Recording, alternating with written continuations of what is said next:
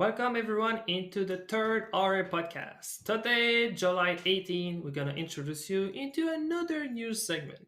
I will be your host for today. I'm Draco655.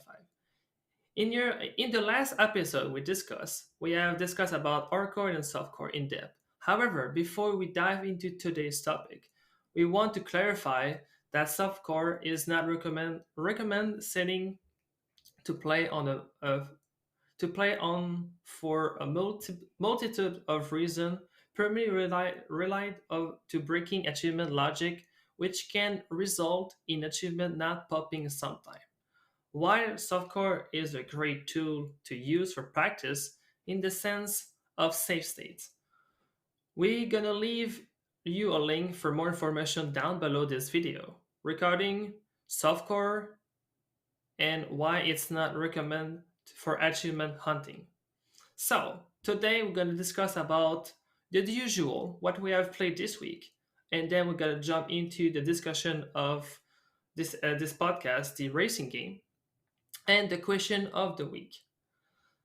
Uh, let's start this episode with my co-hosts, Shuzi and Ben Human. Hi, guys. Hey, everybody, welcome back to episode 3 of the podcast. Hey guys, I'm so excited to chat retro games with you again. So let's start the first segment. How was your week so far, guys?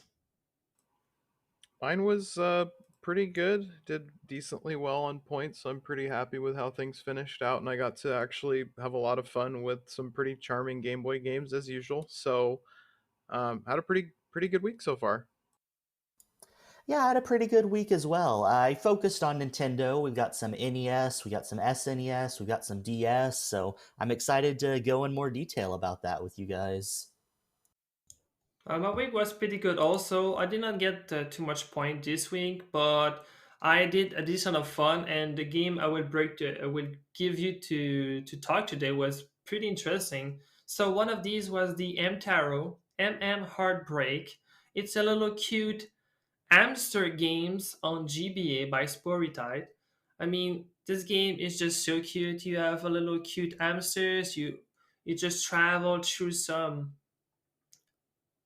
anywhere into like kitchens, undergrounds, anywheres, and you just like learn some new words. And then you have a devil who try to break every single one, ruining their fun and their love. And then you need to solve some mysteries. And then they just fall back love together.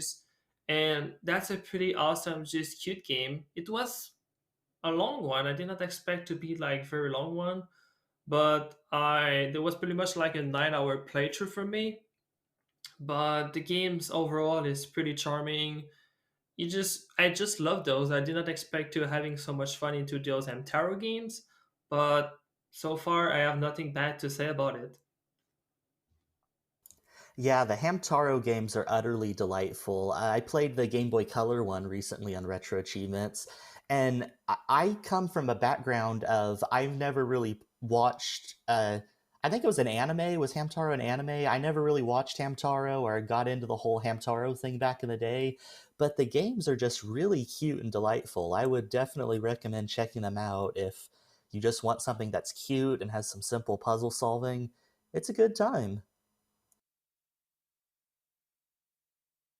Yeah, and it's always interesting to me what sorts of games that you guys get into that I know absolutely nothing about, because watching Draco play that was kind of interesting to see him go through it and just learn about different aspects of new games. And that's one of the cool things about, retro achievements that we've talked about in the past, is just that even seeing people play other games, it kind of gets the wheels turning in your mind as far as, what's out there, and what games you might be looking at in the future, what potentially you might be playing down the road.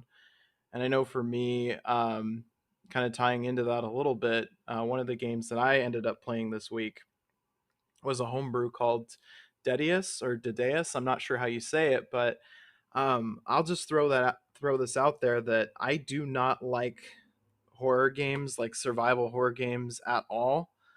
But this game, like, entranced me. I was just hooked. I played it for 7 hours. I completed all of the different endings to to walk that back a little bit and give a little bit of some information on the game. So it's a homebrew Game Boy game. Um, and it's like a survival horror game of sorts. So there's 11 different endings. The achievements are to unlock all the different endings. There's a couple different item collection achievements mixed in there. But it's just such a cool game to, depending on which characters you interact with on different days in the game, it changes the ending. The plot is that your character has a bad dream that says that the world's going to end in 3 days by this Dedeus creature or whatever, this eyeball creature. And in each day, there's different things that you can do leading up to the third day that will alter the course of events or the outcome of the game. So it's just really great to play and have a lot of fun with and kind of discover all the different endings. And the artwork on it is just fantastic. I mean, if this came out as a Game Boy game in the past, because it's a homebrew, it's not an official game, but if this was a game that came out in the past, this would have been easily a killer title. It was just really really fun. I had a ton of fun playing it. I can't say that enough. Can't stress it enough. So That sounds like a really cool game, Shoot. I'm not really a horror guy personally, but I can't imagine how hard it must be to pull off something like that effectively within the Game Boy's limitations. So that sounds like a really impressive homebrew accomplishment, that game. The first game I wanted to talk about this week was NES Donkey Kong. So this is the port of the arcade Donkey Kong on the NES. You know, it's one of those classic games. It's one of those games everyone knows. And I'm going to be honest with you guys. Before I played this on Retro Achievements, I played a little bit of Donkey Kong here and there. And I always thought that it was one of those games it's dated, it's old, it's not really that good by a modern perspective. But I have to say, playing it with achievements has really changed my perspective. There's this joy I experienced in like just playing through the game over and over and over, trying to get that perfect run. Because that's what the achievements boil down to, right? You're trying to get that perfect run. You're trying not to die. You're trying to get a certain number of points. You're trying to all of those sorts of things. You're trying to get through. You need to get through 5 loops of the game, and each loop it gets harder. And I've never really been a big fan of arcade style games, those games that are just focused on getting points, that loop, that get your score up. But something about having an arcade style game with achievements is just the perfect combo that really hooked me. It really did. The most exciting moment for me was so there's game A and game B, right? And game B is more challenging than game A. And there's an achievement for beating 5 loops of game B. That's probably the most challenging achievement in the set. And there's also an achievement for beating the first 3 loops of game B deathless. So I managed to beat 3 loops of game B deathless. I just had the most amazing run. I made it to that same run. I made it to the beginning of loop 5 with no lives remaining. And then I managed to do all of loop 5 on that last life. And that was just the most amazing, the most hype moment. That was so exciting. So if you guys haven't played this one, I would definitely recommend it. yeah, speaking from experience with that set, because I have also mastered that set as well. That's always nice when you do really well and you get concurrent. You get concurrent lined up achievements, so you don't have to do multiple runs and you're efficient about things. And I'm also working on a different version of it for the 7800 Donkey Kong that is arguably a little bit more challenging than that one. That is really stressing me out with the loops 4 and 5 as far as how fast that spring moves in the second stage. And I share that passion about just having a fun arcade style game um, that you can work on and grind out while you're watching a stream or while you're listening to something in the background, and just having something like that. But it's interesting that there's like 3 4, I think there's at least 3 versions of Donkey Kong and that style of game. There's the 2600, there's the 7800, and then I think there's one other one that we've all mastered. So And it's also interesting. You brought up something else that I thought was interesting or got me thinking about that game is just the little slight changes as far as the movement in the games, or it's always interesting to see over the different ports what those little slight differences are. And that's why I say that the 7800 is, in my mind, the craziest version, because um, with the 7800 version, you've got like the most insane spring in that second level that's just moving incredibly fast, and it's just like, is this even possible? It's just, but eventually I'm hoping to get that one down. But yeah, mastering that set, Bendy, props to you on that. That's not the easiest set in the world to master, so congratulations on your mastery of that. Well, congrats on both of you guys to master those set because, I mean, for me, Donkey Kong, I tried a little bit the NES version, but I mean, I can do like I think I can beat like the game once or maybe two times, but those deathless achievements are very, very hard. And for someone who are not used to this game like me, I mean, you can find your little cheese to just like maybe like sit there where the trampoline to not get you, but those achievements are super hard. But speaking of another different game on NES, did you like Ninja, guys? I mean, we need more Ninja here. I play Kid Niki Radical Ninjas on NES. It's a set by Kasumari.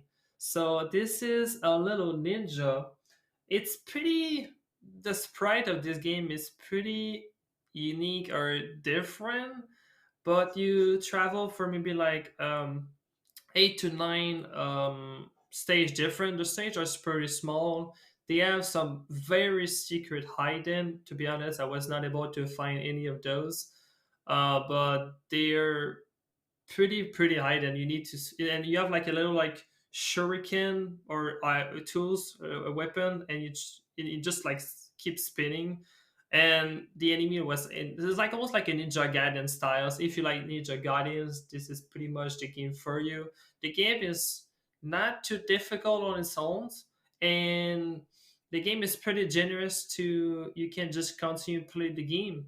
But overall, I was a little bit surprised, and the last boss was something because the last boss was he was shooting some fires, and you need land into a specific place to not be caught by the fire, and you need to kill that boss like 3 or 4 times in a row into the same stage, and you have like one life every time because it's Ninja Gaiden. So the game was pretty hard, but it was pretty fun. Yeah, that Kid Nicky is a lot of fun. I got an opportunity to play it and master it as well, and it's got kind of a unique charm to it, with just being like almost like a mini Ninja Gaiden of sorts. And the art style is kind of interesting what they were able to do with the NES back then. I'm not sure when that particular title came out, but it's kind of interesting to see um, what the art style is like. I would imagine that probably is a little bit further down in the NES line, but I think over the years, because I was doing a little bit of research on that title, it's uh, it's a little bit more. Um, I don't know the exact word for it. I guess it's a little more down the line, or a little more further down in the NES collection, and that's the word I was thinking of, is cult classic. It's become like a cult classic. Like some movies, they kind of are considered kind of crummy initially, but then they become like a cult classic over time. But kind of going back into my week a little bit, with what else I played, and talking about the charm of games and how they kind of hook you in and things like that. I got to play Gargoyle's Quest this week as well, which was pretty interesting. Another Game Boy game, of course, because that's what we're all about in my book. Um, with Gargoyle's Quest, it was a platformer with some tiny RPG elements to it. Really like the art style for that game and the sprites. It's pretty early on in the Game Boy line of games. It was made in 1990, and as far as the way that the achievements were broken up, it was broken up into damage lists. So each boss damage list, and then beating the game. The hardest achievement was beating the game without any checkpoints or passwords. So yeah, it's got a couple RPG elements to it with different items that you use and equipped, different weapons that you equipped for different parts of the game. So an example of this, I guess, would be there's four weapons that you gather throughout the game, but only one of the weapons is able to break like these stones or like rocks that get in your way. So you have to sometimes switch to that weaker weapon just to be able to break the stones. And then um, one of the other interesting things is so the gargoyle can fly, but he only has a limited time to do so. Over the course of the game, you upgrade your flight time, and eventually at the end of the game, you get infinite flight and very high jump as well. So you become very, very powerful, but at the start, you're very vulnerable. You only have 2 health. It's very easy to die. So my nerves were a little bit run shot on that game over list run, but I can tell you that interestingly enough, the first time I played through the game, I went for all the damage list achievements. I didn't go for the game over list or the checkpoint list because I didn't know the game, didn't know really what I was getting into. By doing all of the damage list boss achievements and kind of going through all the levels and having to do everything, wiping multiple times to all of the levels before even getting to the bosses and figuring out the best strategies for each different level, it prepared me really well for the game over list, which I was thankfully able to knock out in the first try. I had some close calls with the game over list, so no game overs, which create checkpoints, and no passwords either. But I was able to knock it out, and I was pretty happy because I was thinking it was going to take me till at least Friday. I had a pretty long struggle with one of the bosses for damageless, but I managed to knock it out Thursday night and move on with my week. So I was pretty happy about that.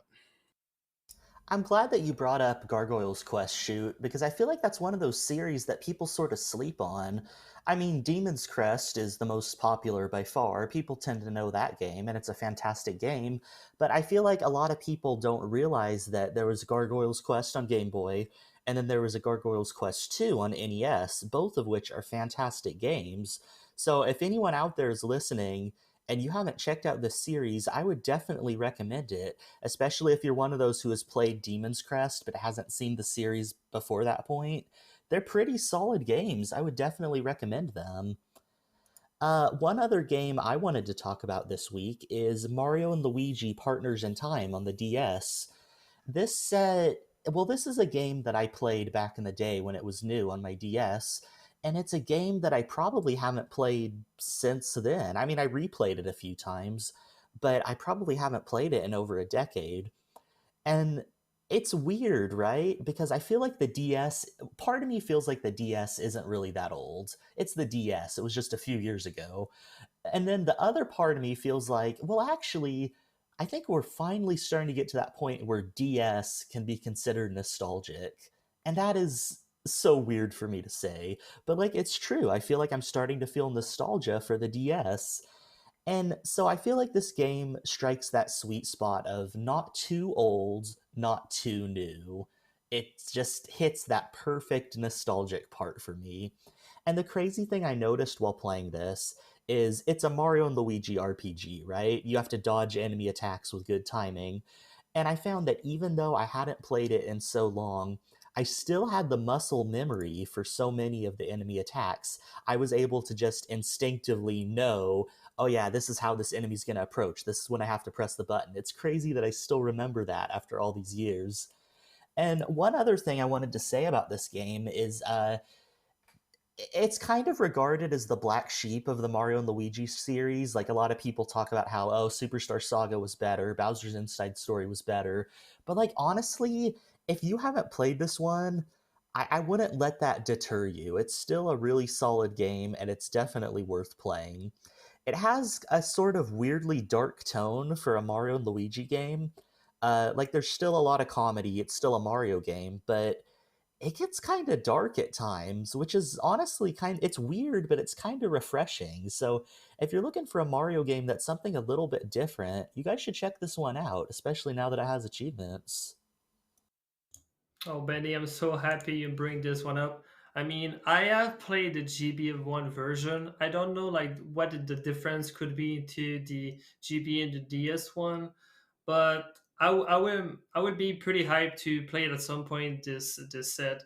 And for my part, I'm not too much experienced with this Mario Luigi Partner in Time, but I was more experienced with the Bowser Inside Story one, which I feel for me it was my childhood take over than the other one because I did not spend less time with it. But I'm still hoping one day we're gonna see a wonderful set for the other one, Bowser Inside Story, and my third game I wanted to talk with you guys would be my F-Zero X. So that one is a special one because I did not expect to play that into my week.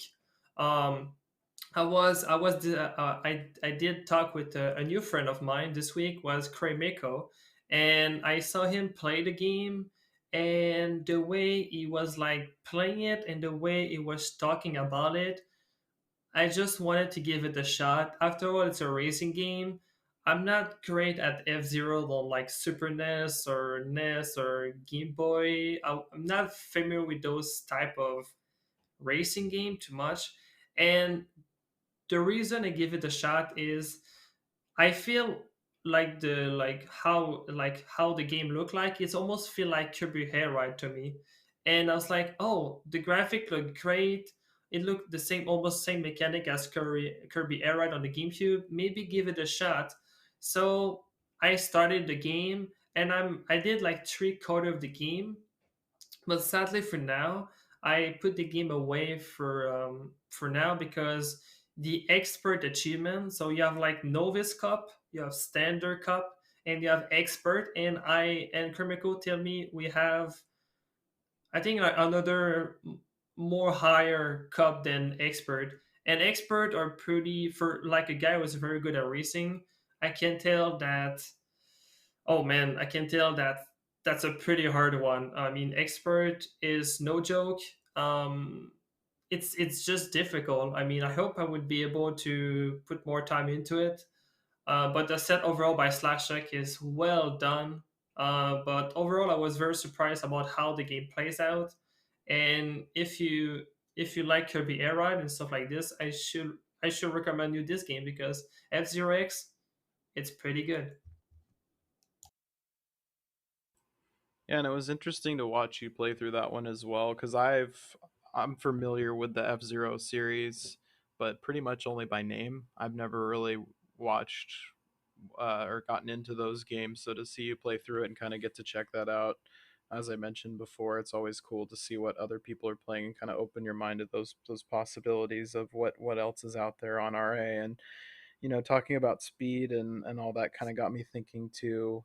Um, One of the other titles that played over the last couple of weeks here, which was Mario versus DK, because we're talking about speed going fast. Got me thinking about we talked a little bit about DK94 before and having those speedrun achievements. And what was interesting about playing Mario versus DK over the last couple of weeks is that rather than have speedrun achievements, the game takes everything that DK94 was. Mario versus DK is a Game Boy Advance game. It's kind of like a futuristic or more advanced version of the DK94 game, and it's just really really fun to have some new takes on an old, or to have a new twist, I guess, on an old game. The art style is kind of interesting because they've done a lot of interesting things with the Game Boy Advance and the art style to kind of further stuff with the Game Boy. But so in DK94, the achievements are for speedrun based, or primarily they're broken up into like collect all Pauline's items, and then speedrun the levels. So you basically do everything in a couple playthroughs. in the Mario versus DK, so the new game, but it has all the same old mechanics like backflip and all that stuff. It's just an updated version. Um, there's no speedrun achievements, but the game is such that the times are very tight to be able to get stars. So you get a star rating based on collecting all the items in the level and then how fast you complete it and beating the high score. If you beat the high score and you collect all three of the items, you get a star, which is essentially the speed run. So there aren't speedrun achievements per se, but because the achievements are to collect all of the or to get stars on every level, you essentially have to speed run the game or get the best possible times or pretty close to the best possible times on the level. So it was interesting to see how it was innately baked into the achievements. And I had a lot of fun with it. It's still got, puzzle platforming elements to it. It's got a few new enemies, updated mechanics. Um, my favorite, the laser beams that you have to time on the last world stages. They're great when I'm not dying to them every 10 seconds. But it was a really fun game to play. It was definitely a struggle. But I managed to complete it over like I think 4 or 5 days, which is certainly too long for me, but I still had a lot of fun with it. So yeah, that was a good one. Yeah, that's awesome that you were able to master that set shoot because that's a fairly challenging game, especially those expert levels or whatever they're called. You unlock these extra challenging levels near the end, and yeah, they can be quite challenging. But Mario versus Donkey Kong is a great one. I should probably play that on RA. That's a game that I did play back in the day, but I never played it on RA, so maybe I'll have to get back to it. I don't think I ever 100% completed that game actually. I think I just did like I did the main story, and I don't think I did New Game Plus or the expert levels, so that should be a fun little challenge to return to. Uh, One final game I wanted to talk about real quick this week is Learn to Kaizo. So this is a ROM hack of Super Mario World, and basically what it is, I think I may have mentioned this on the podcast previously, is it's a hack that gradually teaches you Kaizo tricks, these extremely challenging tricks, but it eases you into them very gradually. So I've had this set mostly completed for quite a while now, and within this past week, I've been focusing on these last few achievements. One of the things I accomplished this week was the final test, which is the final level in the game, which basically puts together all the tricks you've learned up to this point in one super challenging level. And like we talk about these hype moments on RA, beating this level is probably ranks up there, maybe one of the top 10 most hype moments on RA for me. It is just so insane how challenging this game is, and that for me, a guy who doesn't play Kaizo was actually able to pull it off. Just mind blowing to me. So happy. So at this point, at the time of this recording, I only have one achievement left in this game, and it's to pull off a midair shell jump. And if anyone listening to this has played Kaizo Mario before, you know how tricky a midair shell jump is. It's basically it's just one trick. I just need to pull it off one time, but the timing, the execution is so specific. So I'm gonna keep trying. I hope I could pull this one off because I really want to master this set. But man, this is a big hurdle to overcome. So we'll see if I can do it. Well, for that, oh my god, I cannot believe we're talking about this set right now by zero. To be honest, Benny, I hope you're gonna get it. For people actually don't know how it's for the middle shell jump, it's basically you need to run with Mario, and when you get the full speed, you need to grab a shell at the end, like before, almost before you jump, and then you jump with the shell.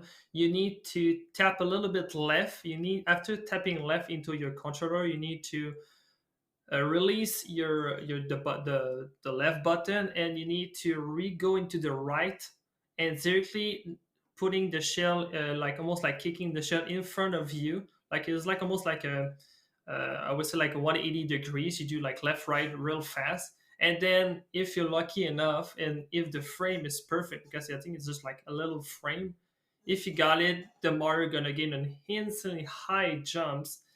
And that took me 30 minutes to achieve, just little one. I was super very lucky, I guess. But I have tried into another Kaizo game because I did another Kaizo one. I think it was like DGR one, which I was mentioned, and I needed to pull out the midair shell jump as well. I could use a Yoshi to get there, but I wanted to do with the fam, like I said, just doing like the actual trick, and it took me 3 hours that time to pull it out like 2 or 3 times and fail. But the last one I succeed. But oh boy, that Naruto Kaizo is like one of the game I wanted to be on orange. Like I think I mentioned to Zero the day, or I don't know. I mentioned to him like I wish I can have this kind of set to just play and just like learn how to play Kaizo. Maybe that will bring me more the wanted to play more Kaizo, and I think that's maybe why he picked up the game, if I remember correctly. But yeah, that was a very fun experience. I'm very happy to you can do it. I'm pretty sure Benny can do it. Into my last game of today, I wanted to talk about Pokemon. Yes, a Pokemon game to for again to talk about, but not the traditional Pokemon you like, guys. It's not that. It's Pokemon Yellow on NES by Mickey. NES. Yeah, maybe some people was like, wait, does Pokemon exist on NES? Actually, yeah, I mean that game is very different in some ways. You don't have a run button at all, and sometimes the character runs and sometimes it doesn't run, which is pretty funny. And in some ways, the game is pretty much the same as the yellow one, but they have added some Gen 2 Pokemon. Not a ton, but the Pokédex is like 155. So they added like Lugia, Oo, Raikous, like all just the legendaries basically. And into that specific games, you have the possibility to every time you beat the trainers or beat a random Pokemon, get an extra items. Yes, an items, which on Pokemons you cannot get from any beating Pokemons or beating trainers. So you can get potions, you can get rare candies, you can get stones, you can get TMs. TMs is an ability to you can learn from your Pokemon.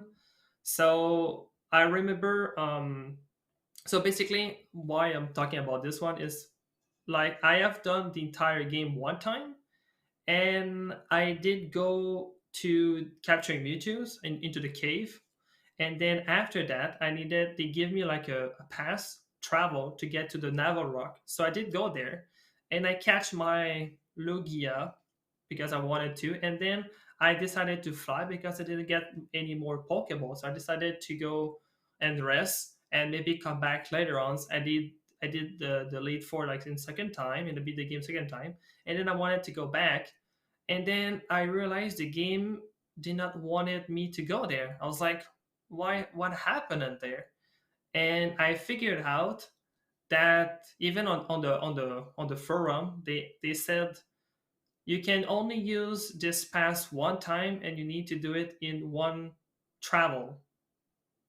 I was like, oh, is that a thing? Oh, that's bad.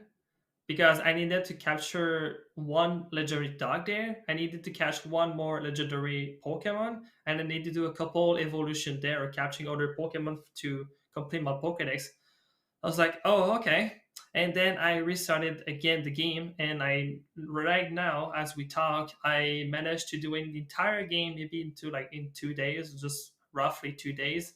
And the first team I got was Earthquake, and I was super hyped about it because Earthquake is so good. But yeah, that's my Pokemon Yellow adventure there. Yeah, and it's always frustrating when you make it through a bunch of progression in a game and you end up having some oversight or end up missing something that ultimately can cost you a lot of time. Including an entire playthrough. I discussed this a little bit, I think, on a previous episode, talking about Final Fantasy Legend and accidentally saving in Machine's room and having to replay through the game, and also for Final Fantasy Legend 3, accidentally not realizing that the one of the achievements had popped for the boss, killing the boss, and then putting myself in a bad spot like that. But it's always it's always tricky when, you know, I know the three of us, we prefer not to look things up. If we have to look things up, uh, certainly don't mind doing that. But it's always frustrating to miss something like that, and have to go through an entire playthrough, even as much as we love the games, because, you know, obviously want to be a little bit time efficient to be competitive with gaining points. So I do feel your struggle on that, Draco. I sincerely do. Okay, so we have a beautiful. I think it's time for the other segment. So I'm very happy to doing this segment. Is so we came up with a new segment, and those segment would be like a discussion, and we're gonna talk about every single of those in the futures type of games. But today we're gonna introduce with the racing game. So the racing game, let's start by the first, shall we? So the first I want to talk here is the Atari one. So I don't know if you ever played the example pole position. So pole position is one of the racing game. I did try it, but this is like a game where you have one car in the middle and you just need to move like left and a little bit to right, and then trying to dodge every single enemies. And it's like almost like a point A to B, and then you just like, I mean, it's weird. It's like if you compare like every single racing game that exists, this is pretty much I feel this is pretty much the first ever like type of like guide to racing game was like really like it's just the screen moving a little bit like left to right and you need to just. So what do you think about that type of game? It's cool that you bring up pole position, Draco. I actually played that one back in the day. I remember on the N64, I had a cartridge. I forget what it was called exactly, but it was a collection of Namco games. So it had like Pac Man, Miss Pac Man, Galaga, Galaxian, all that stuff. And one of the games that was included in that is pole position. And I feel like it's a game that I didn't really appreciate when I was a kid because, on the same console, I could play Mario Kart 64, so why would I spend my time playing pole position? But I actually went back and played pole position on retro achievements. And yeah, it's a pretty solid little game. Like, even though it's so old, it's still fun by today's standards. Another one I wanted to bring up, as long as we're talking about the 2600, is I think it's called Enduro. Enduro, Enduro. And it's another just classic Atari racing game. There's not really much to say about it. It's very simplistic, but if you like Atari and you like racing games, it's another one I'd like to throw out there that I would recommend you guys check out. So mention like I said, like about Andrew and pole position. How do you feel, guys, to just play a racing games, but it feel like it's like you don't control the car that much. I mean, it's not like the 3D aspect of it. It's like it's just like a general like little just like just moving a little bit and just tapping a little bit. How do you feel as a player play those type of racing game? So with 2D racing games, it's interesting you guys mentioned that. I have not tried pole position, but I did grow up with a few 2D racing games. One that comes to mind is, I think it's called F1 Race for Game Boy, of course. And F1 Race is kind of like that in that, you know, it's 2D, so you kind of have to just tap and be um, as accurate as you can. But I think that's one of the interesting things about the evolution of racing games is making the player feel more like they're in control. You know, going from 2D to 3D and adding in like slides or whatever and different things like that. And then obviously a lot of arcade style uh, racing games have the items aspect and, you know, being on point with your items, timing your items effectively. And I mean, we could go into obviously a whole discussion about that in itself, but yeah, it's really interesting with 2D games how you feel a lot less in control and you have to be a little more. I don't know. I guess you kind of have to fill in the blanks in your mind as far as the control and just using what's in front of you and trying to be as accurate as possible. Look at the pixels, look at the way that the tracks are set up, try and think about that or whatever the game gives you as far as the UI so that you can be successful with those games. Another very interesting aspect is like I know Shoot is a very fanatic of those Game Boy style, but I know and I saw you play the Micro Machine type of racing game. I mean, look this way, those like typical racing game when you just look like the game into like a high position of the track. It's like you don't know where you go too much. You need almost to at the last moment improvise where you need to go, and you try your best to survive. I'm not a fan into those type of micro machine games. I feel they are like extremely hard. I think I almost prefer to having like moving left to right like the pole position type scenario of games, but micro machines, man, how do you feel about those? So, if we're talking about Game Boy and we're talking about racing games with that top down perspective like Micro Machines have, I have to give a shout out to one of my childhood games, Mickey's Racing Adventure. So, it's Mickey Mouse, it's a Disney game, but man, I adore this game. It's made by Rare, actually, so it's good. They always make good games. And basically, what's so fascinating about this game is even though it's called Mickey's Racing Adventure, it's not just a racing game, it's an adventure game that happens to have racing. And what I mean by that is like, okay, yeah, there's racing, but there's also so many other aspects to this game. There's an overworld, there's like items to collect, there's characters to talk to, there's different playable characters, there's these little mini games where you play as Pluto that completely change the gameplay. And it's basically just it's this fascinating little part of my childhood, and it has achievements. So if anyone wants to check it out, it does have achievements. But I don't know. It just I really like when racing games take it one step beyond, where they aren't just racing games, but they're racing games with a twist. You know what I'm saying? Does anyone have any other examples of stuff like that? Yeah, I mean, that is really the sticking point for me with racing games because by default, not a big fan of racing games. But here's the caveat. If the game has a good story mode or adventure mode that tricks my brain into thinking, okay, this is more than a racing game, I will play it 100%. Diddy Kong Racing, we've talked about this a couple times in the past, but Diddy Kong Racing, just the way it's set up with the overworld and kind of exploring and finding the hidden keys in each stage, and there's boss fights like that. In my mind, it's a racing game obviously, but when games are clever and they kind of trick you into, I mean, not, maybe trick isn't the right word, but in my mind it's tricking my brain because I don't like racing games. I'll just be blunt about it. I do not like racing games. But if the game can make me feel like I'm collecting stuff, like I'm kind of going on an adventure, like there's some element of overworld or whatever, then I just get hooked into them. I mean, I know that the Need for Speed series over the course of years has done that pretty well, um, and that also comes to mind. But yeah, I mean, if a racing game has those little elements where you feel like you're in an overworld or going about kind of collecting things, doing different things that aren't strictly set to racing, then it always is a fun game to play. Diddy Kong Racing is, I would say, probably my favorite racing game just because of that reason.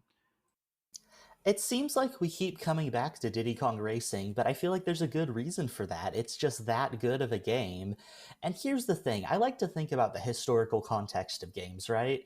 So you think about what Rare was going through when they were making Diddy Kong Racing. They were thinking, we're making a game that has to directly compete with Mario Kart 64. There's going to be a lot of similarities between these two games. What can we do to make our game stand apart? What can we do to make our game something that people will remember, people will keep coming back to? And I think you hit the nail on the head, Shoot, with the adventure mode, with the bosses, and even the racing mechanics. We didn't even really talk about mechanics, but I feel like mechanically, I don't know, maybe I'm mistaken on this, but I really like the mechanics of Diddy Kong Racing. I feel like it's a little more skill based than Mario Kart 64. I don't know, I might get some flack for saying that, but that's just my personal opinion. And there's just something satisfying about the racing in that game, the way the items work in that game, the boost mechanic in that game. There's a lot of little nuance, a lot of little things to master. It almost reminds me of to give another example of a Mario Kart competitor, Crash Team Racing on PlayStation, right? There's a game that knows it's competing with Mario Kart, and it asked the question, how can we implement some mechanics that change things up so that we're not just a Mario Kart clone, but we have some nuance to the racing that makes things unique? The boost mechanic in that game is so good. It takes a while for it to click, but once it clicks, that is a fantastic racing game. Obviously the biggest like jumps between like you take just like this Atari games and then you transform it almost into the micro machine and then you transform it almost like into a super the Super Nintendo have some quite like crazy more unique like Super Mario Kart. I would say like Super Mario Kart where you just like you can move actual your cars like you can almost like rotate to 360. That was pretty good like evolution theirs, and the game is fairly good. But like the maps, like if you compare the maps to like it's still like stayed like the same standards. It's like almost like flat map, and just like you just almost like driving to nothing. But then if you compare now the what you all you two of you talking about right now is like you just like jumps into another aspect to the racing game where you have fully control to your card, and then the overall is just stunning and stunning. So you can see like how much the game have progressed and grew up, like those wave racer games like surfing yeah, with like it's just like a like almost like a sport machine card, and different with waters. And then you go for like snowboarding, and that's another good example. You have Mario Kart, which is pretty good. Diddy Kong obviously would be considered like one of the best because with the unique styles of items, unique styles of cute characters, awesome music, and obviously the boss, which is pretty good. But if you compare the how the racing have grew up, that's quite like surprising. So it's like if you want to how do you so if you're yourself, do you think would be better? It's like what do you think would be like the best unique um what do you like about it? It's like for the controls, I mean. I think for me, for controls, as far as racing games are concerned, one of the things that I always think about a little bit is the turning is always a big thing. Do I have to do L and R to turn? How is the slide? Like, how is this the sliding? Like, what's that like? You brought up micro machines and it being like a 3D top down and the sliding just. I think at some point I'm gonna master that title because it is a Game Boy game, but it's a little bit too much for me to deal with right now at this point. Um, and the other thing that that comes to mind is the type of vehicle you're in and how the maps interact with the vehicle. So, standard racing game, you're in a car or a cart, right? But then you've got games like Diddy Kong where you've got all three. So you've got boats or hovercrafts is the more accurate term, planes and cars. And for me, I think of all three things between air, land, and sea.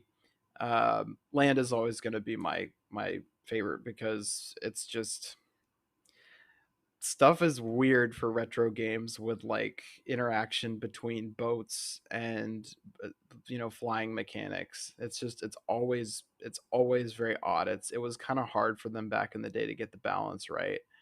So those are probably the two biggest things I think about when I'm playing like an older game. If first of all, if it's got different types of vehicles, is how does that interact with the environment of the map?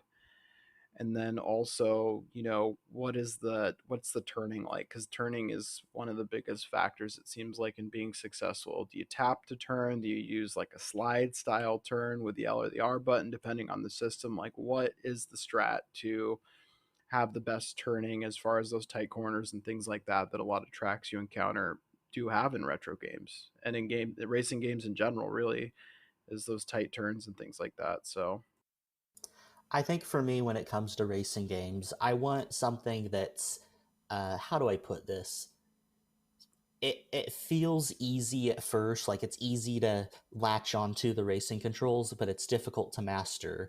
I don't know if you guys have ever had the experience of playing a racing game where you pick up the game for the first time, you're playing it for the first time, you hop in your car, your vehicle, whatever it may be, and you immediately feel like, wow, this game controls like garbage. Because I've definitely played a few of those where the controls are just immediately off putting. I feel like in order for a racing game to be successful, it needs to be immediately accessible, but at the same time, it needs to have that high skill ceiling to be really satisfying, right?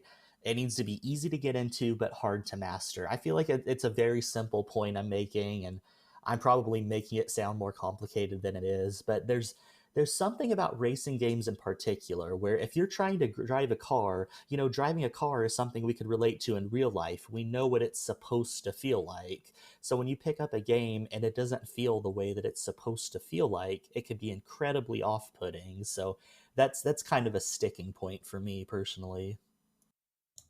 You make a very good point, Benny, here about the that type of control or how the card or anything will be like just played. I mean, like when I did look for F-Zero, that was like one of the first mark or the first I have the eye on because I wanted to feel it controlled goods and it was not too hard to play because I like when I play racing games.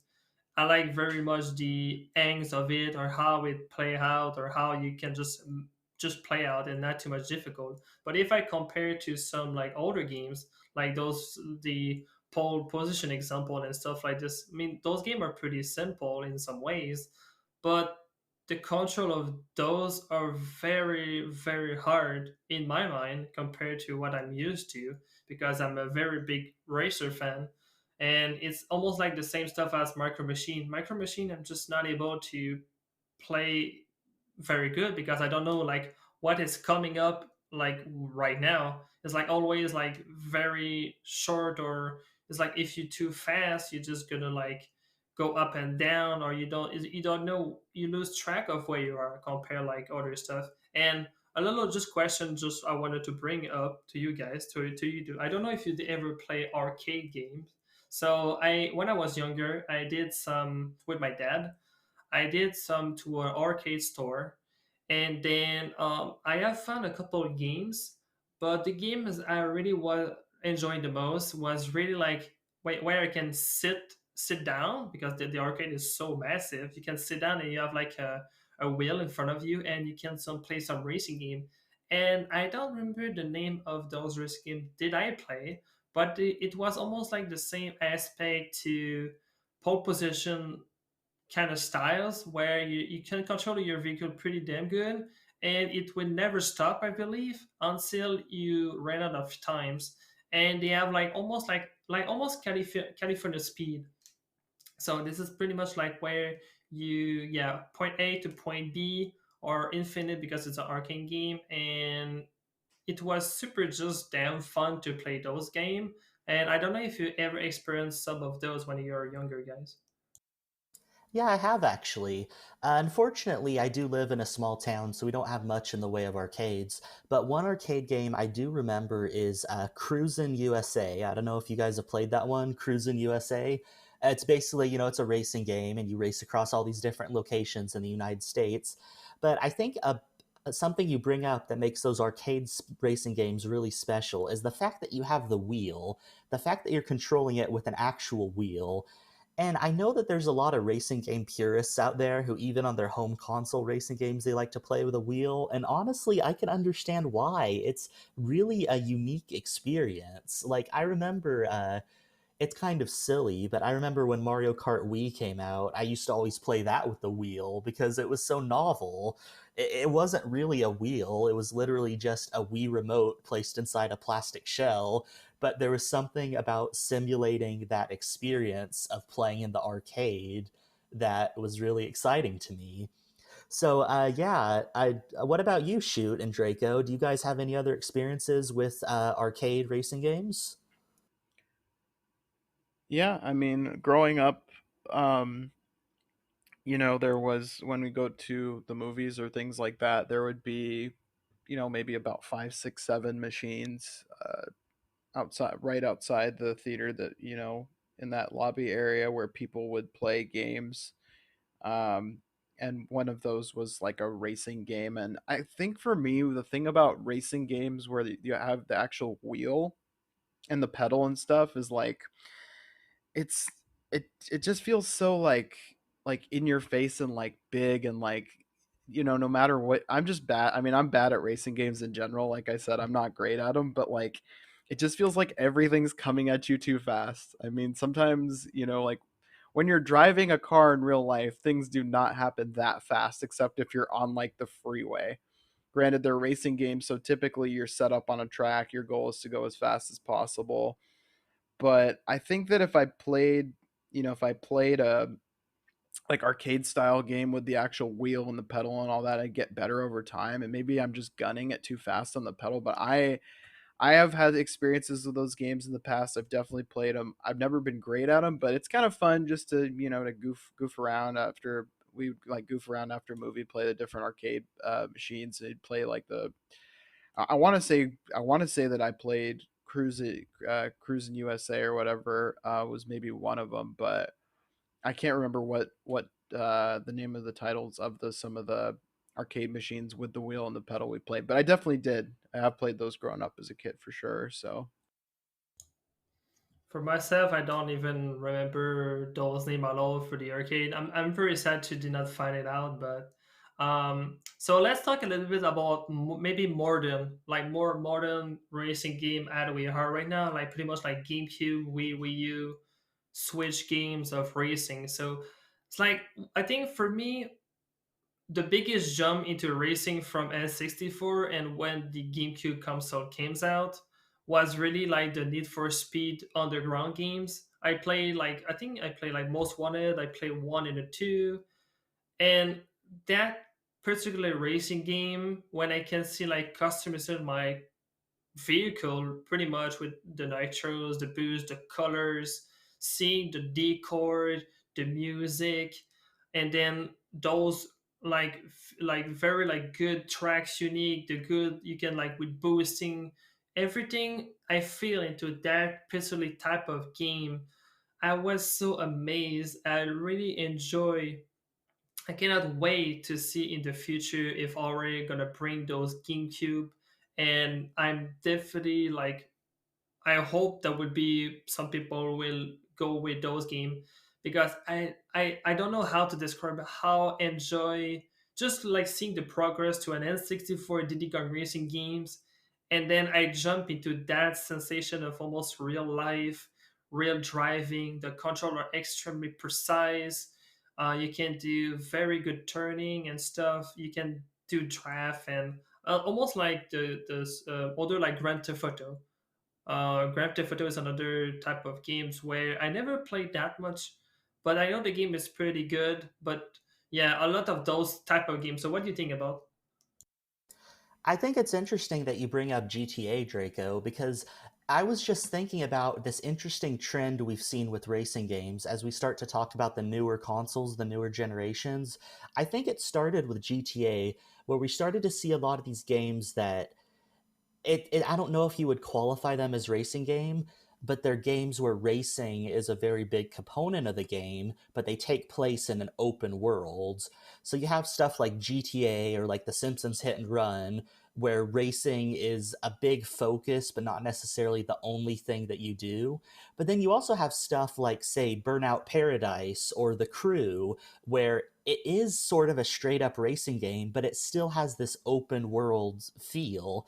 And honestly, I have mixed feelings about these sort of games. It's like they're really cool. It's a cool take on the racing genre, but at the same time, sometimes I don't want an open world. Sometimes I just want to go on some races, just select a track, go on a race. But then on the other hand, it's like, well, why not try something new with racing games? We've had the traditional racing games so many times before. Why not try something new? So I kind of go back and forth. I guess for me, it depends on what I'm in the mood to play. But it's interesting how so many different games have taken this concept of racing game with a twist and applied that concept in so many different ways. Yeah, and I'm familiar with the Burnout games. I've never played them. Need for Speed, and talking about that, I feel like that particular series, I mentioned it a little bit earlier, but I think I haven't played a lot of Need for Speed games. I remember playing one growing up. I don't remember which one it was. It was probably maybe late 90s, early 2000s, but with racing games, we've talked about, that twist. And maybe that's it, Bendy. Maybe that's what really draws me in. Maybe that's the perfect word to describe it, is that twist, or that element that takes you outside of the racing element. I mean, the you look at like some very modern racing games today, and there was, in the past it was like you're never leaving the car. You're always stuck in the car. And now you've got it to the point with like racing games today where like you're leaving the car, you're going into the open world, you're doing whatever, and extracting the or separating the player and the car and giving them access to a map via just regular movement is something that I think racing games are going towards, because they want to give players more freedom, and they feel like if they're just bound to the car, then they feel a little bit trapped. People, I guess there's a reasonable ground for debate on that, because I think people who are purist with racing are very, very just very focused on the racing aspect of the games, might not enjoy that as much.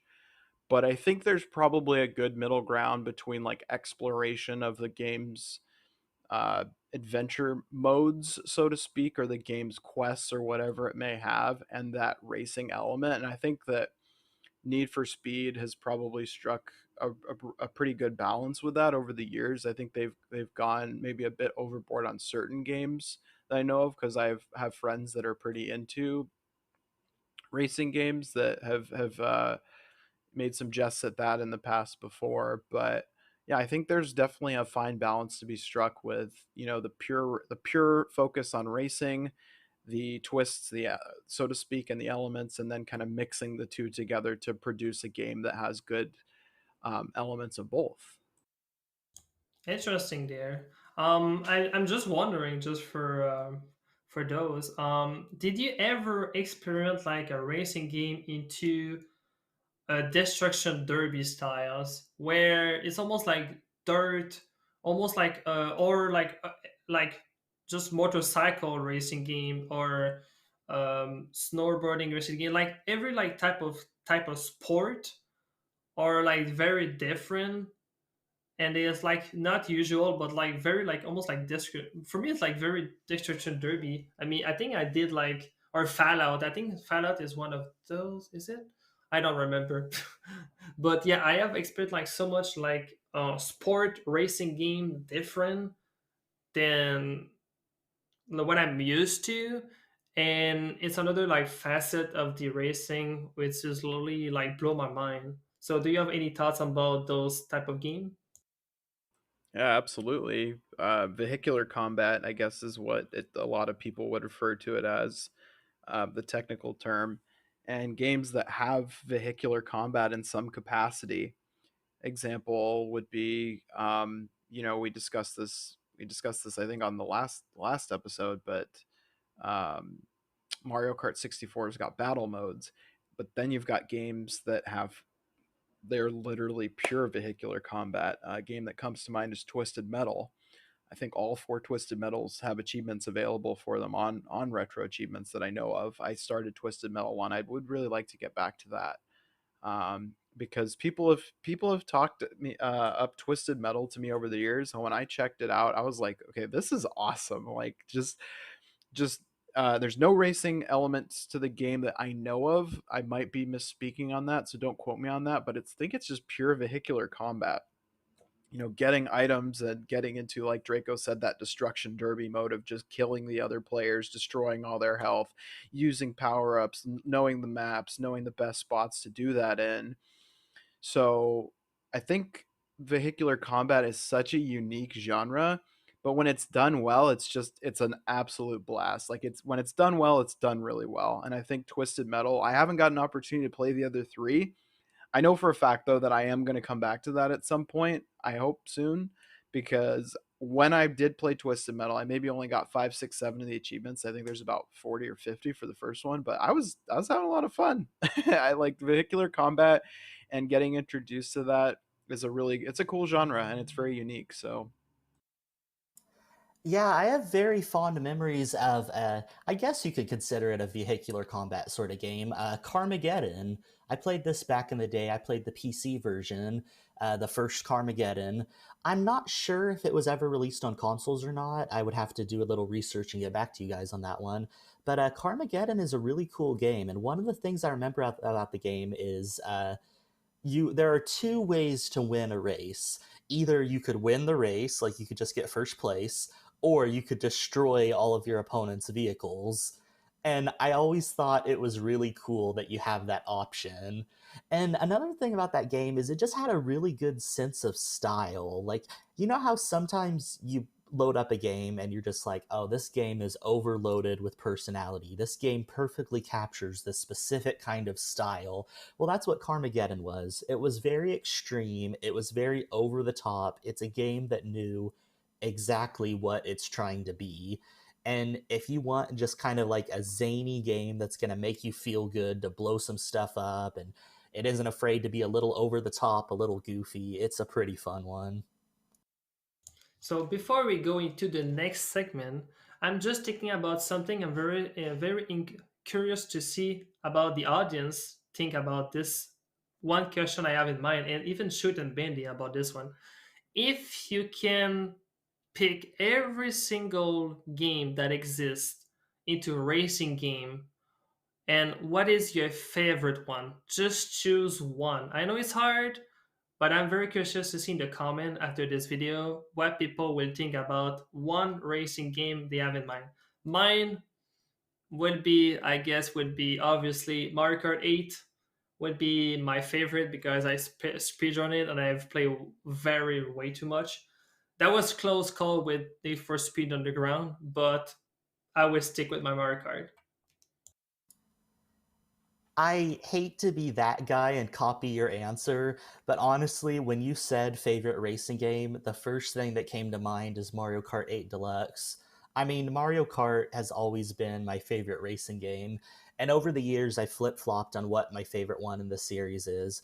But I feel like Mario Kart 8, specifically Mario Kart 8 Deluxe, just perfectly captures everything I love about Mario Kart. It's the best one. It has the best controls. It has a good lineup of characters, a good lineup of tracks, a good lineup of just it's solid. It's a solid game, man. I absolutely love that one.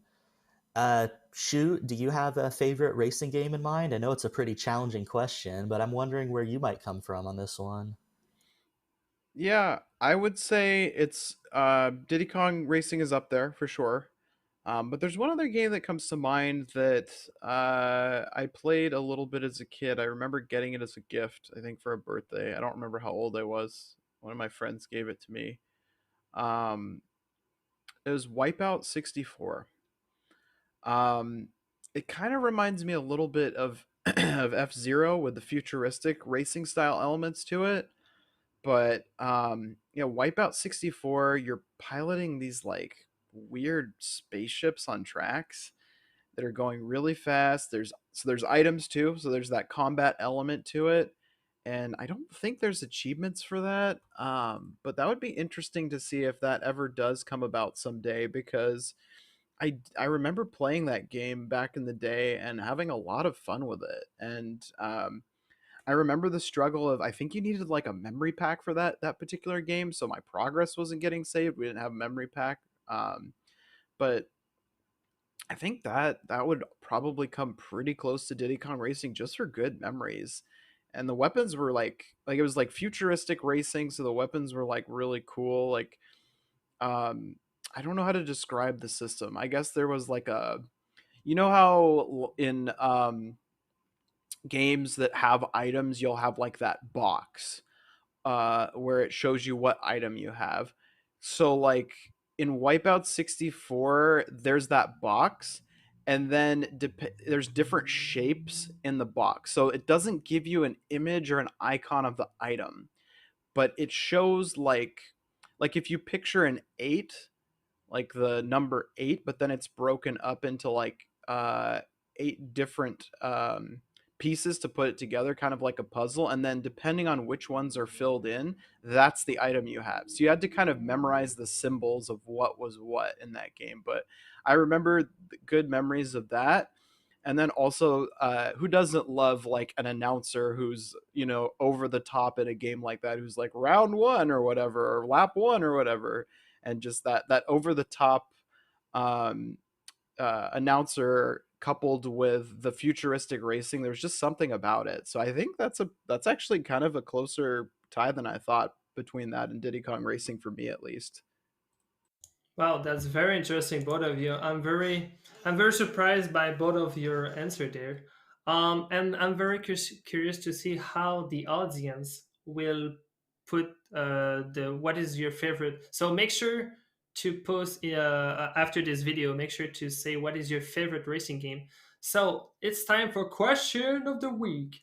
So question of the week was won by Dr. Pixel. So he said, what achievement did you like most? What achievement did you like less?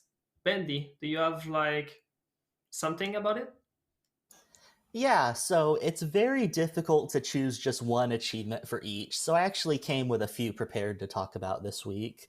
For me, I know I've mentioned this a few times on the podcast before, but I love when an achievement gives me that really hype feeling. When I'm going for the achievement, I could feel my heart racing and that amazing feeling of satisfaction when I finally earn it. And one of the achievements that embodies this feeling the best is in Super Mario All Stars. This achievement is by Brian, and the achievement is titled Sweet Dreams Complete Super Mario Bros. 2 Without Dying. And you may be thinking, well, it's just Mario 2. That's not that hard, right? And you could use warps, but man, that game is harder than you think to beat it without dying. This is an achievement that I spent hours on, just trying it over and over and over to get that perfect run. And I had multiple situations where I died on the very last level or really close to the end. So this was one of those achievements where when I finally earned it, it was just so exciting, so hype, such an incredible moment. How about you guys? What are some of your favorite achievements? Yeah, I think for me, for favorite achievements, or you talk about those hype moments where you just really give it your all, and you get that 25 or that 50 point achievement, and you're just like, hell yeah. um, and I think a couple of those for me is or at least one of them that comes to mind right away is it's called True Mastery. It's an achievement in the Adams Family for Game Boy Set by Mopane85, and it is complete all bosses without losing a life. And I kind of did the same strategy that I talked about with Gargoyle's Quest, where I went for all the damage lists, put the pieces of the puzzle together, learn the entire game by doing each boss damage list, and then on the following playthrough do the deathless run. And I remember because I do have this moment recorded of getting to Tully. He's the last boss in Adam's Family. He's like the evil lawyer that's trying to take their house or whatever. And you have like a 4 hearts, but they aren't static like 25, 50, 75, 100. So each has like a almost like a hidden numeric value to it as far as damage. Like they get drained and they have like different how do I put this? They have like it's not black and white when it comes to the heart value. It's not like you have it or you don't. There's like it can be partially filled depending on how much damage you took. And I remember getting to Tully and the jumps. First of all, getting the jumps to Tully, there are some pretty annoying jumps that if you mess up, especially with inputs, can potentially get eaten or there's input delay. That last room before Tully is really scary. And then getting to Tully, I remember pausing, taking a second, and just saying, "Okay, just focus up," And I remember when I was fighting Tully, not a hard boss fight. None of the boss fights in that game are hard, but the entire run is about 20 to 25 minutes from what I remember. So getting to Tully, he's almost dead. He's taking damage, and then boom, he hits me. I'm at full health, and I go down like 3 hearts, and I just see my health shoot down. So he can two shot you essentially. And I remember my heart just jumping up really quick. And then I did get Tully, and I did do the deathless run. But I remember that moment because that was a pretty hype moment, and that was also a very fun game to master. So that's probably one of my favorite achievement moments. For me, I have really think hard about this question to be honest. I have an opinion way different than both of you. My opinion is I cannot like really like figure out what is the achievement I like the most and the less for the reason of is for me it's almost like every achievement is a storyline. So everything have I put some feelings to it, I have put some times on it, and some example I would say like every achievement where I need to put time and progress and you complete and succeed like almost like progression styles, and you know after like if you done everything about one games you're gonna finish the games. So for me it would be what I consider like the most successful stuff. And it's like another like I would just tell a quick story there is like me and Vez, one of my friend, we decided to go crazy on one week and we decided to do Pokemon Mystery Dungeon, the red ones. And we didn't know how much time we're gonna spend on. We wanted to do a race, and the first to master it will win. And me and him put 92 hours. It was 2 full weeks back, just playing back to back each days and trying to help each other's like almost like a rivalry situation because you don't want to lose. It's a race. We have plenty of time to doing it. It was doing that at the night just to try to get advantage. I give him some advice. We just and we both finish it. Like I lose the race because I was sleeping pretty much. That sounds pretty like okay, but overall it's like those quiet moment for me was the most satisfying achievement to earn. And on every set I do, if I have a very like story, I could tell like many story all achievement I done, and this is the most way for me to telling what I like the most regardless to what I don't like the less. That one is I will always maybe will stick with my mind. My opinion is basically much like missables and the damage list because I do when I play games. It's like example I want to pick up example any games or RPG. I'm always afraid to miss something. I'm always afraid to having. I want to have fun and explore a game, but if I know we need to redo the games a couple of times, I'm almost afraid to play those games because I don't want to lose, or which I don't know pretty much. And so, and damages is the same way because one, you need to learn the boss. Two, you don't know how much time you're gonna spend on. And three, if you're really like me competitive a little bit much, if you're not doing well, you're not going to achieve anything and you will maybe not have the most fun to it. But that's pretty, rather than that, I don't know how to quite answer that question more. But yeah, I don't know what you feel about it. It's definitely a difficult question to answer. When we first decided we were going to do this for question of the week, I really took some time to think about all, like you said, we have these little stories associated with these achievements, right? So I went back and I racked my brains and I thought about the stories that really stood out to me the most, those moments that were so big in my head. And one more favorite achievement I just wanted to give a shout out to real quick is this is an achievement by KDEX in Super Mario World titled Everything is Lava. If you guys have played the set, you know what I'm talking about. Get to the normal exit of 5-2 without touching any walls, enemies, or blue blocks. So 5-2 is the water level, the second level in the Forest of Illusion. And here's why I love this achievement so much. And this is why I love retro achievements so much. I love when achievements require you to play a game in a completely different way than you've ever played it before. And this achievement embodies that idea so well. I have played Super Mario World my entire life, and I have never thought, okay, I'm going to play this random water level, but I'm going to try not to touch any walls. I'm going to try not to touch any blocks. And like that would never even cross my mind. And even if it did cross my mind, I wouldn't have a good way of being able to test it. The reason this achievement works is because it immediately notifies you when you touch a wall or when you mess up. If you were playing that on original hardware, you know, there might be those moments where it's like, did I touch a wall or not? It was kind of close. I'll say it doesn't count. So I feel like this achievement in particular just like perfectly encapsulates this idea of what retro achievements is all about. On the topic of least favorite achievements, I actually agree with what Draco said about missables.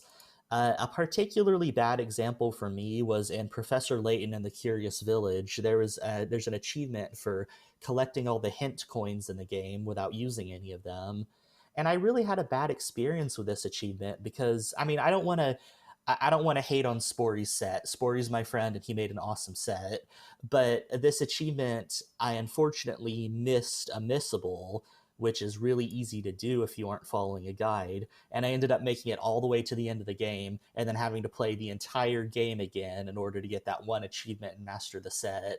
So, yeah, missables probably rank among most of my least favorite achievements, just for me personally. Yeah, missables are definitely a sore spot. As you play more titles, especially things that have a lot of RPG elements or tend to be longer titles, missables can definitely be a sore spot for a lot of people.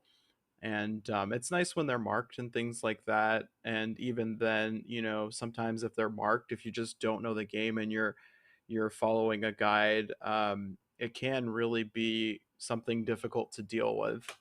And speaking of, difficult achievements or achievements that are among the least favorite, nothing against the authors, it's just they are what they are. They're tougher achievements. They push you in ways that you've never pushed a game before. Um, and I really think it's you brought a lot of thoughts to mind, Bendy, with saying the idea one of the core ideas of RA is playing games in ways that you might have never played them before. So I have a little bit of an interesting story behind that. So Final Fantasy VII, when achievements for PlayStation first came out in September last year, that was one of the first titles I believe that came out for PlayStation that had achievements, and I really wanted to master the game. And all of the achievements had you do weird and unique things that were really cool, that pushed you. Don't use limit breaks on this boss. Only kill this boss using this. Beat this boss in without using this. Different rule sets that I love. Final Fantasy VII. I've probably played that game at least half a dozen times, start to finish, over the years.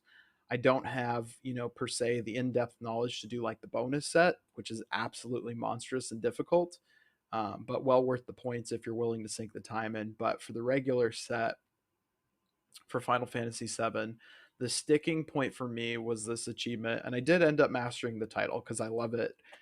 With me, I'll always push in a title. If I love the title enough, I'll master it no matter how long it takes. It took me 2.5 months to master this entire title because I had work commute, things like that. Just got busy, tried my best, had to play it through 2 times, and the achievement is called David and Goliath, and the achievement description is as follows: complete the game without anyone surpassing level 28.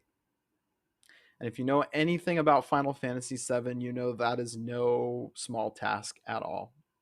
Um, so I did some research on this and started looking into it. And there are low level runs, which are beat the game with the minimum amount of experience.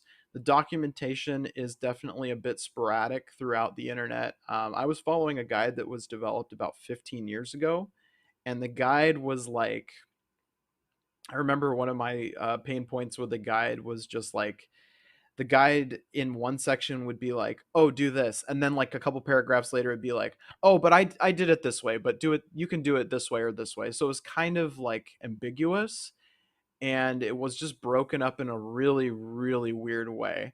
So when I got to the end of the game, following the guide like step by step, or trying to kind of comb through the guide and just follow it as accurately as possible, I thought it was an absolute miracle that my party was the correct level and that I hadn't messed it up. And I can't see myself ever spending that long on a game again for quite some time, but it was very worth it and very satisfying at the end to complete the game in a very um very very unique way.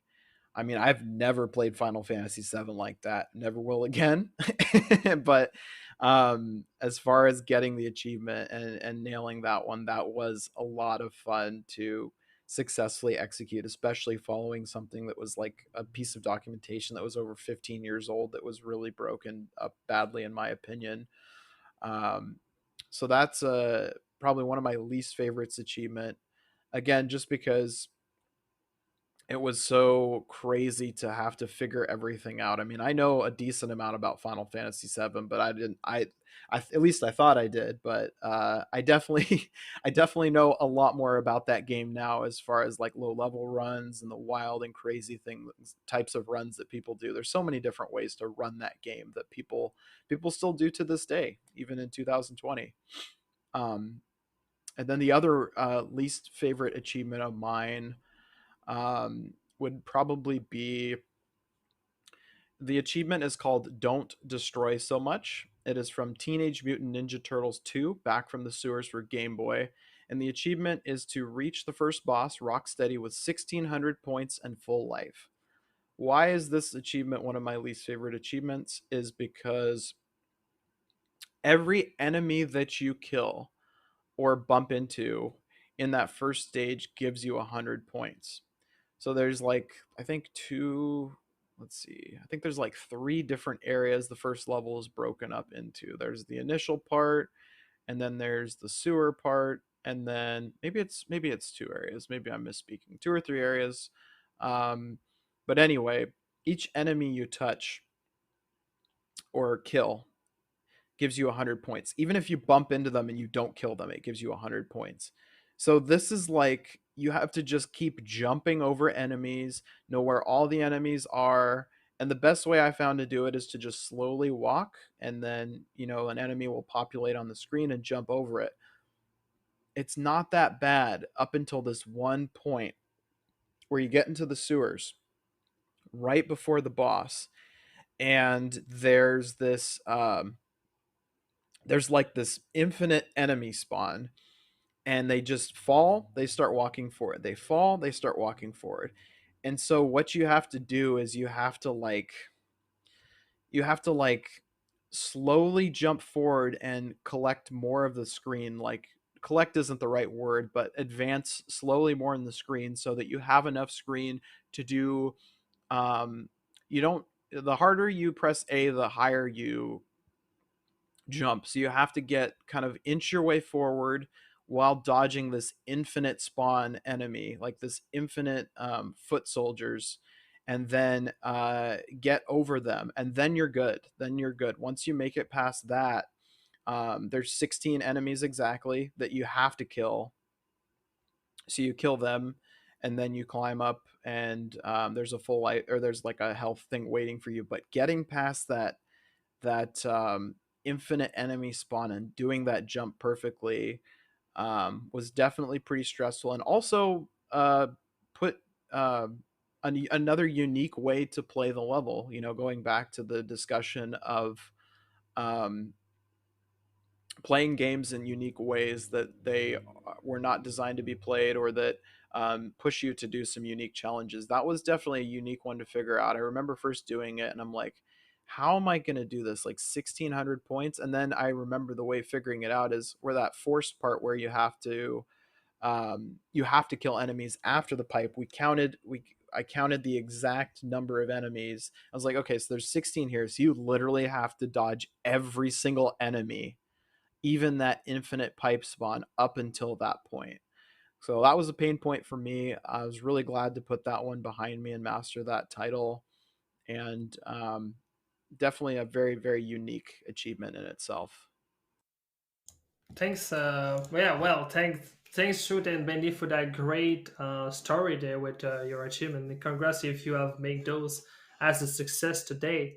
But I think that's all the time we have for you guys for today. Make sure to follow us on YouTube /our podcast. Make sure also to type what is your favorite racing game, because I'm very curious to see what you guys have choose. And make sure if you have another idea for a question of the week, make sure to let us know into the comment. Make sure also to hit the bell notification and put a like on this video. And thanks Shoot and Bendy again, and see you guys into another episode of our podcast. Bye guys.